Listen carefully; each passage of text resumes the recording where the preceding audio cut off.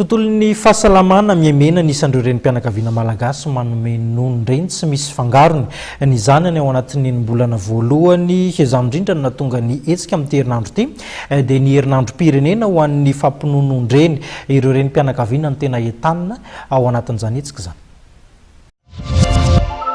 Ny 1.7 isan-jato ny Malagasy any sisa no fantatra fa mbola mampinono ny zanany tsy misy fangarony ao anatin'ny enim-bolana voalohany. Io no anisan'ny votra nandrisy ny fankalazana ny herinandrom-pirenena ho an'ny fampinonoan-dreny tsy misy fangarony. Raha ny fanazavana nefa dia isan'ny mitondra fahasalamana sy tanjaka ary ara-tsaina ho an'ny zaza izany fampinonoana tsy misy fangarony izany. Fa tena antoko moavy ny zaza mihitsy fampinonoan-dreny tsy mifangaro io. Raha tiantsika ny anana zaza tomaty salama tsisy aretina na dia hatramin'ny fahalehibeany fahalehibeazana dia anao manao ny allaitement maternel exclusif na fampinonoan-dreny tsisy fangarony io.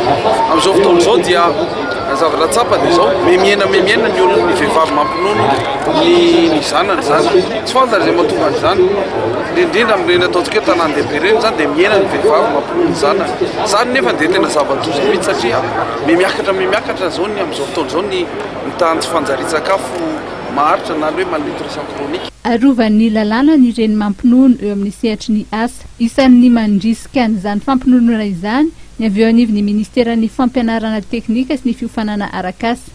Mahatsapy izahay fa zava-dehibe ho an'ireo vehivavy miasa ny manao an'izany fampinonoana tsy mifangaro izany mandritra ny enim-bolana voalohany ary fotoana voalazan-dreny minisitra teo dia mandray anjara tanteraka amin'izany fanentanana amin'ny fampinonoan-dreny izany ny ministera tantananay satria tsapanay fa mifantoka kokoa amin'ny asa ireo vehivavy izay mahery ny 10 isan-jato ao amin'ny ministera ary ny atsasany manilan'ireo 10 isan-jato ireo dia mbola tanora eo anatin'ny fiterana daholo dia izay nahatonganay hoe nanokatra ny coin allaitement io. Mandritry ny 10 andro ity hetsika ity no atao nanomboka ny 7 hatramin'ny zoma 1 Aogositra ho avy izao.